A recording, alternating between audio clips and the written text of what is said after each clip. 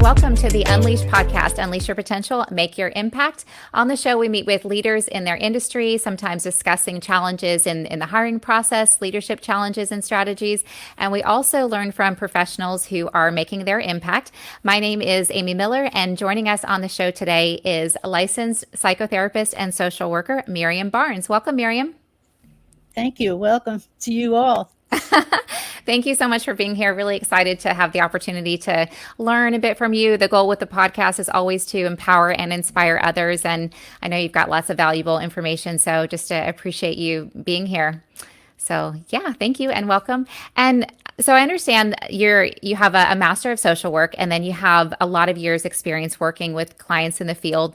And I think that a lot of folks are not exactly familiar with what a psychotherapist is and or does. So can you speak to that a little bit? Share with us, what is a psychotherapist? What do and or can they do? Okay. Well, I went to school for social work, but my leaning in social work was toward clinical and psychology. Other people take different routes. And so basically I worked for many nonprofit organizations in the very beginning of my career. Actually till the end, until recently when I went into private practice. But as a psychotherapist, I work one-on-one with a client, and it's basically talk therapy. And there are many different methods of talk therapy. And we find ones that I'm comfortable using and is also comfortable for my client. And that's really what psychotherapy is. So it's talk therapy. And it's talk therapy, and it's a commitment on the client's part. Okay, so talk therapy and a commitment on the client's part. Yeah. Okay. And I understand in looking at your background that there's several different areas that you focus in, and a couple of which are mental disorders, so anxiety and depression, and then also couples therapy. And when we were talking a while back, I was curious of whether there was a more common challenge that you tend to see couples having. And you said not listening. And this really struck me. I'm so passionate about communication and effective listening. And I think that communication, it sounds super simple. Listening sounds really simple, but it can be challenging on many levels for many reasons, because I think, one, we don't always take the time to consider what it is we really want. And so if we don't know for sure what we want, how can we articulate that? And then even if we do know what we want, we don't always say what we mean. And then you have the element of the other person's perspective, which they might receive what we're saying differently. So I would love to hear your thoughts on communication and listening, and why it is so important in relationships. And also, if you could share your definition of effective listening and what that really means. Well, basically, effective listening is really stopping what you're doing and stop doing 5 things at one time. That doesn't work. Looking at your phone and having the TV on, or driving, and also talking heart to heart with a partner or a friend is not conducive to somebody really listening and understanding, because we all have different perspectives. So, and we all know that you can agree to disagree. Right. But you have to hear somebody and let them speak and not talk over them, and let them communicate to you what their needs are. If you can't communicate your needs, then your partner isn't going to know what you want. Yeah. So you have to be able to communicate your needs, but also they have to receive. Yeah. You have to have an opportunity to speak, to share, to not have your words stepped on. Right. And Yeah, I mean, it sounds really simple, but a lot of times that's hard to. It doesn't always happen, and even in my role recruiting, I look for this in candidates, their communication skills. If I'm asking a question and they're starting to answer the question before I've finished speaking, then they're maybe answering a question that I didn't even ask, and it just causes challenges and frustration. So we're not able to be understood. And I think that's so important, being understood. You mentioned we don't have to necessarily agree, but I think that's one thing that we all want is to be heard and feel understood. And I'm sure that's key in Yeah. relationships with your clients that you're dealing with. Yeah, they may not, you may not agree with somebody on something, but then but if I heard the way you want something to go, or how you want to deal with something, I may have to find a compromise. Hmm. I can't change your mind, but I will accept you doing it your way. So we always have to find compromise. Yeah. Um, that's the most important. And like what you said about when you interview people, I have clients who will, in a session, discuss the fact they're going up for another job, Okay. and they're interviewing, or they're out of work and they're going for interviews. And I always say to them, when you're in the interview, don't rush it. Listen to the question. Yes. Do not speak until you've heard the question, and then That answer. That is excellent advice. Yeah, because then you take up time answering the wrong question, which I spoke to a moment ago. And then it ends up just taking up more time, and then the interviewer is going to likely observe that maybe you're not as self and or socially aware as what they're looking for. I wanted to ask your perspective on self and social awareness as well, because I think that they both play a big role in effective listening and in communication. I think that the more deeply we understand ourselves, the more or the better we can understand others, maybe because we can put ourselves in their shoes more. I don't know necessarily, but what are your thoughts on self and social awareness and how they maybe play a role in communication? Well, I'm a little confused by that as far as social awareness. Where are we going with that when you Or say, maybe start with self-awareness, and how being more aware of yourself could help you improve your communication. If that does that make sense? yeah, Okay. well, some of us are more, as they would say, shy or reticent about, and we have to realize that at a certain point in our lives, we have to share, communicate, even if it's difficult, because when we're sitting, if you're on a date and you're having dinner and you're too afraid to speak up, you're making that other person feel uncomfortable. Mm-hmm. What can they do?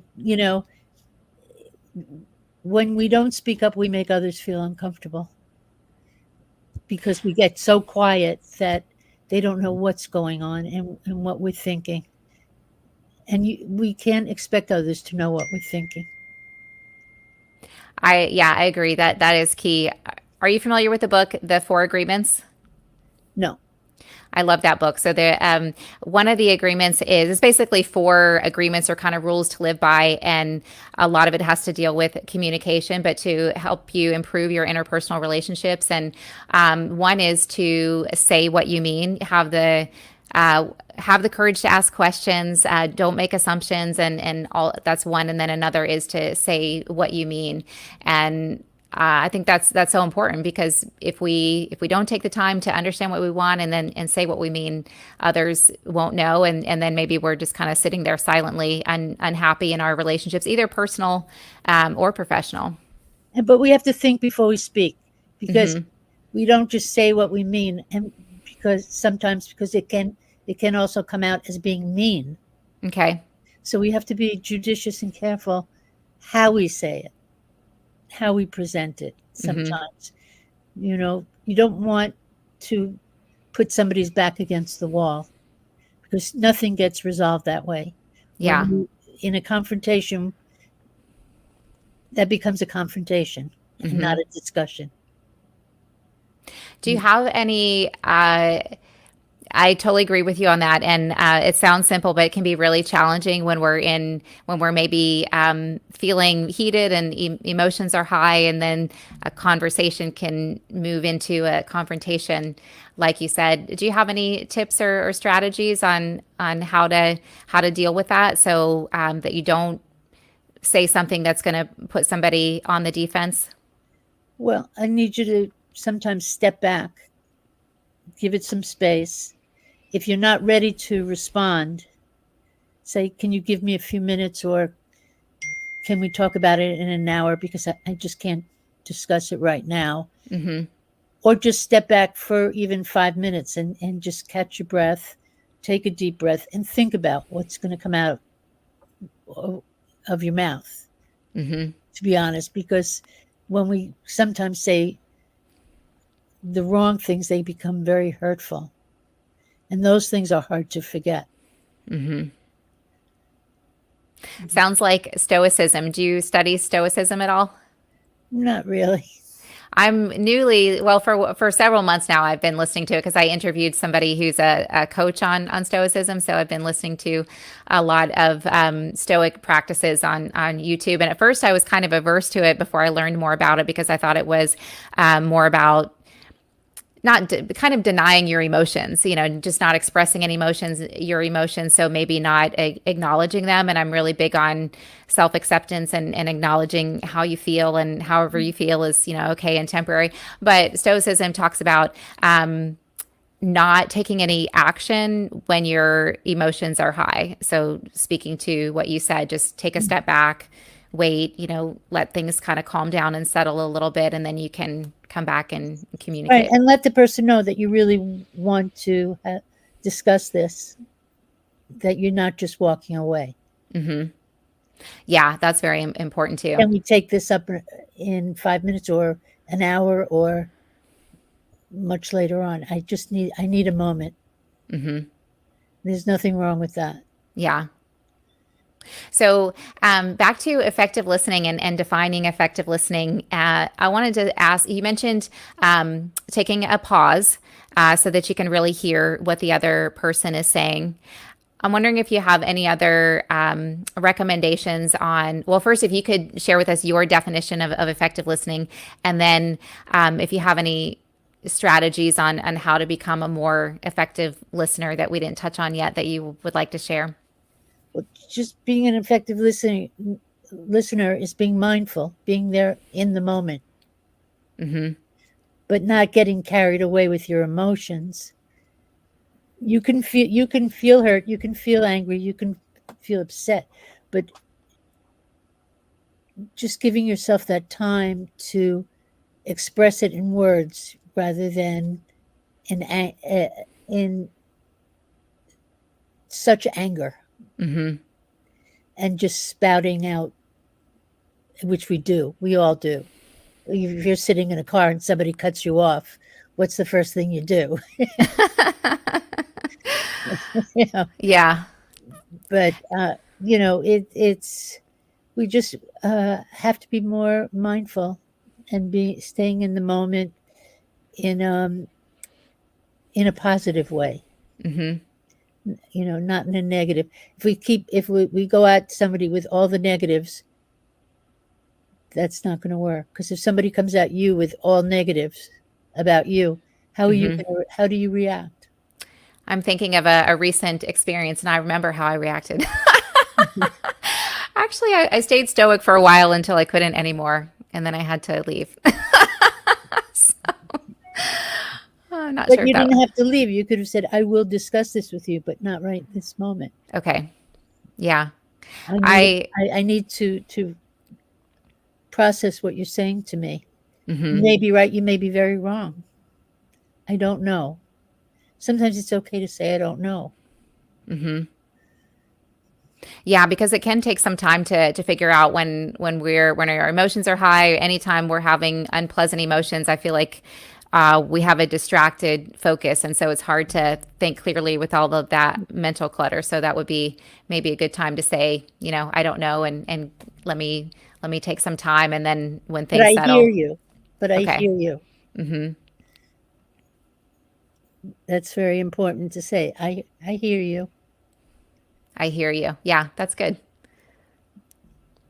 Mhm. In in your bio, I was curious about. You said that, of course, in addition to practicing effective listening with your clients, you also mentioned that you do motivational interviewing, and I was Right. curious about that because I'm wondering if there's something in there that maybe each and every one of us could try that might help us improve our communication and or listening skills. So, what is motivational interviewing? Well, a therapist uses it to engage the client, but it's using open-ended questions.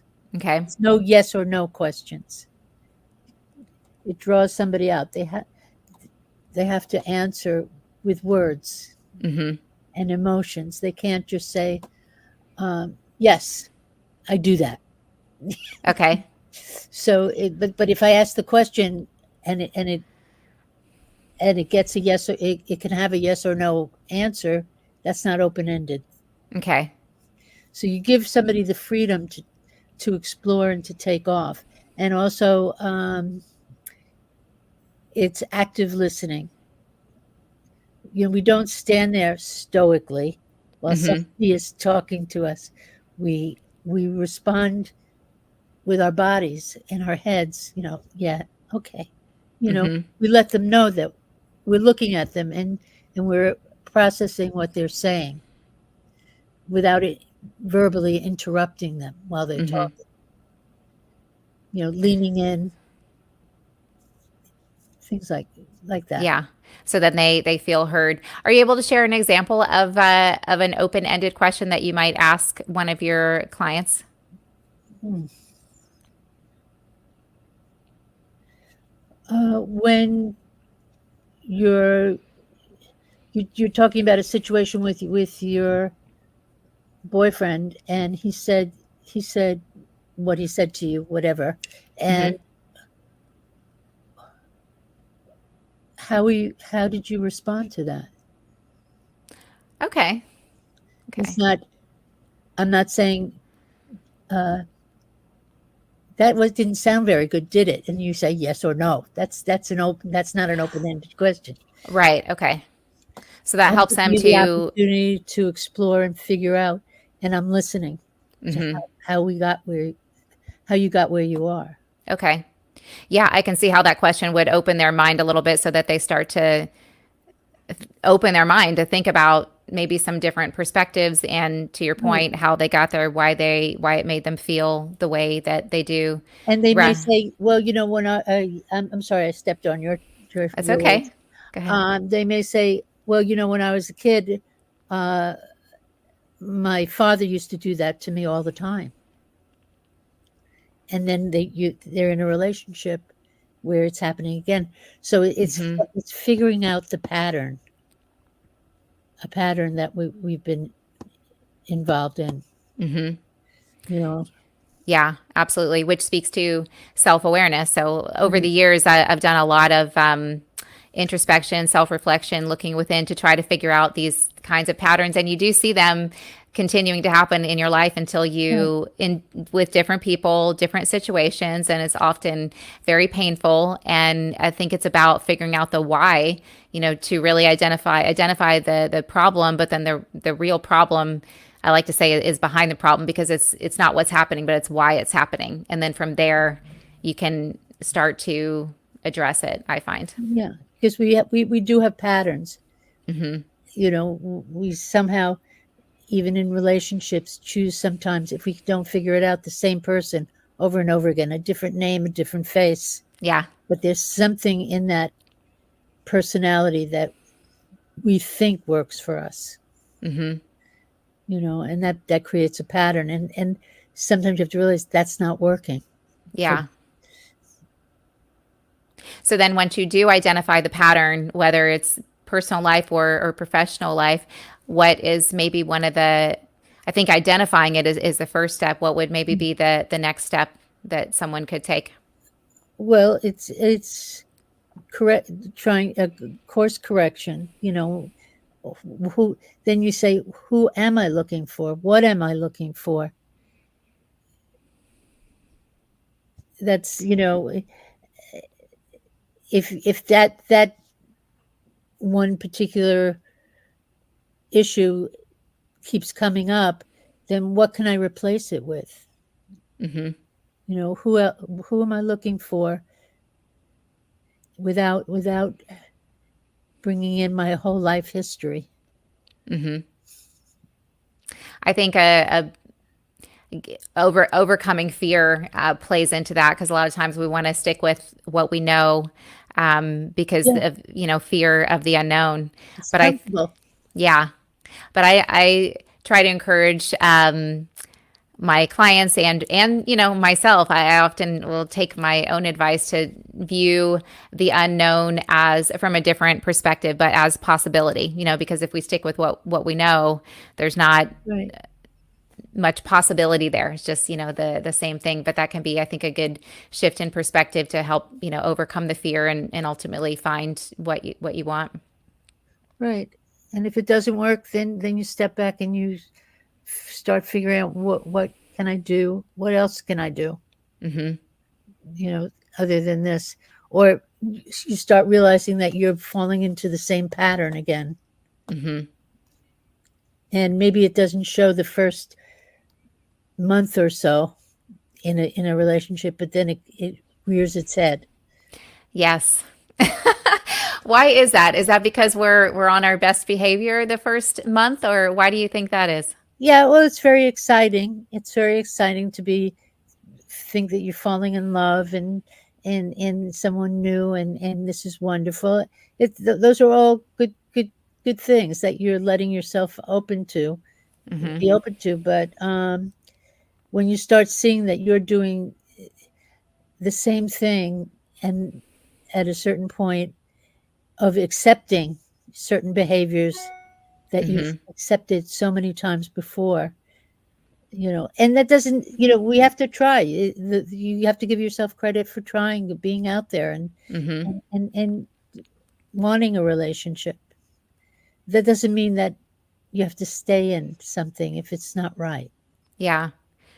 I think that's very comforting. I want to just circle back to that, and then another thing that you said that I think is comforting, and it's important. It's both play into or support rather self acceptance. So one, give yourself credit. So it's okay if it didn't work out, but you tried, and you're putting effort into something that is acknowledging, first of all, something that's important to you that you want, and then Right. you're trying.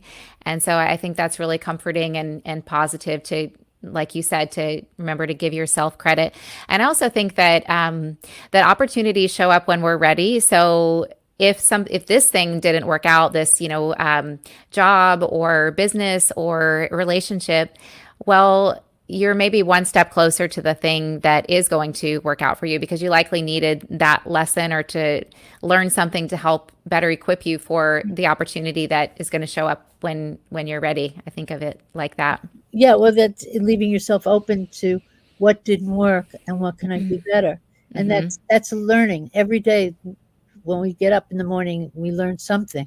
Yeah. You know, That's also comforting and exciting. Yeah, and it's true. yeah, Yeah, each day we've got an opportunity to learn something if we're open, to yeah. learn a lesson. If you Then avoid things, then you're just going to be like on the hamster wheel, yeah. doing it over and over again. Yep. Yes, we're likely all familiar with that, at least in some areas of our lives, myself included. And another thing that you said a while back that I wanted to highlight, you said that we can all get, I don't know if it was angry, but I think, yeah, we can all be quick to anger sometimes if somebody cuts in front of us or whatever. And that's comforting too. And that's one thing that I try to remind myself, that however I'm feeling is okay and temporary, because we don't want to deny our emotions. We want to accept Right, how we feel. And so it's comforting to just do that, right, say it's okay to be angry. We all feel angry or right, unpleasant emotions right. sometimes. And our emotions are very important, and their learning experiences. It's Yeah.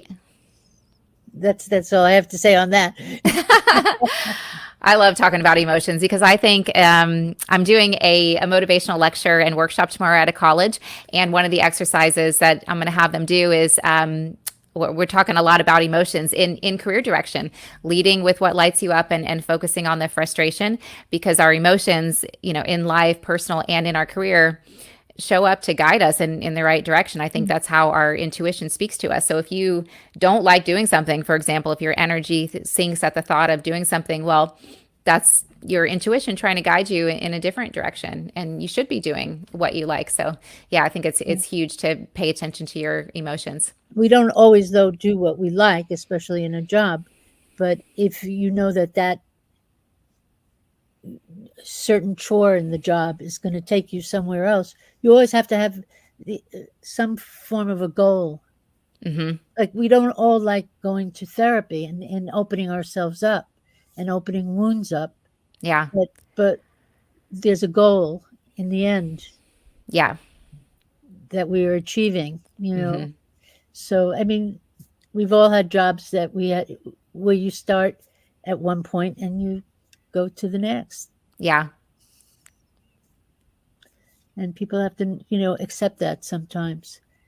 Yes, there will be aspects of our job, things that we don't want to do, but we have to do, and hopefully part of what we do we enjoy. And speaking of career, I understand that this is your second career, which Right. I'm particularly interested in because as a career coach, a lot of my clients will come to me to transition their careers later in life. Like most of my clients are between 40 and 60, where they've been successful in one career their whole life, and they're ready to transition. They're no longer passionate about it, but there's fear there. Even though they've got the success behind them, they can do it. It's the action steps of how am I going to do this, and or the fear, can I make this happen? So I understand you transitioned your career a little bit later in life, and I'd love if you could Yeah. share with us a little bit about what your first career, and then how you made your second career ultimately successful.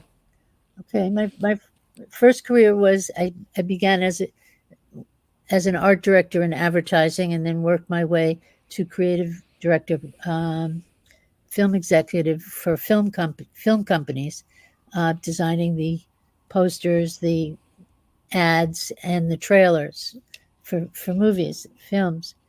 And when I left there and came back, I was working in California, and I had to come back to New York.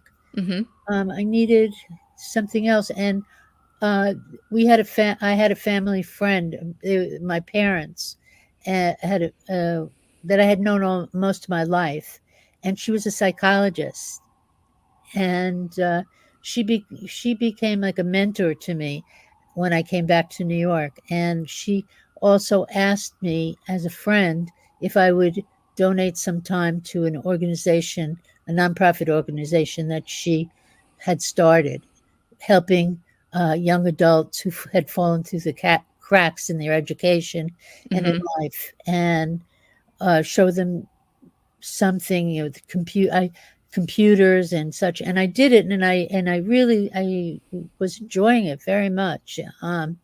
We would all these were some very tough kids who didn't at first trust anybody, and they started coming to my class, and just we would have breakfast together in the morning before we started the class. That sat at the computers, and they couldn't wait to sit at the table and talk about what they did over the weekend. Miriam, I have to talk to you. I have to talk to you. Oh wow, how And rewarding. it, I knew I needed another career. I had to make a living, but Hmm. I didn't want to be a teacher. And I thought this was more of what I wanted. So I applied to a school of social work to uh, to do this, and my the most rewarding was working for nonprofit organizations and working with people that really sometimes fought you tooth and nail, but also who really, when you got through to them, they you could see the change, the difference Wow. that and they just needed somebody to hear them. Hmm. Yep, to be understood and maybe believed in. And trust is very important. Even in my one-on-one practice now, my private practice, the fact that people trust that they can talk to me and feel comfortable talking. Hmm. I'm not judging. It's not a time for judgment. Hmm. That's very important. That sounds very rewarding, and I think that's so cool. A lot of times we, in terms of our career, and you mentioned goals, we have one goal, so we're pursuing this goal, we're going in this direction, and maybe it works out. And or maybe along that path we discover we have some experiences and we end up learning, oh, it's actually this direction I want to go, or it works out for many years, and then there's always a new goal. So I like to think of goals as moving targets. You never know what is going to unfold, and what's going to end up being meant for you. So Yeah. And being in the film industry, when I had to do a trailer and such, and I'd start watching the dailies of the film as it came in, and it was supposed to be a comedy, and somehow something wasn't working.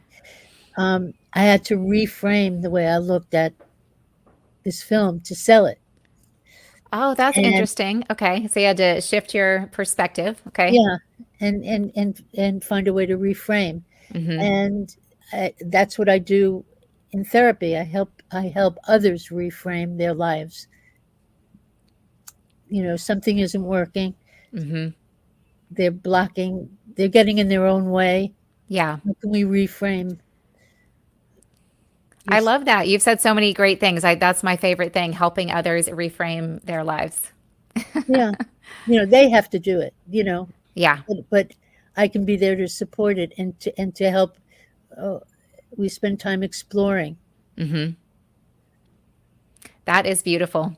If somebody would, well, thank you so much for sharing all that you shared. Very valuable wisdom and really important tips that I don't know that a lot of us stop and take the time to think about.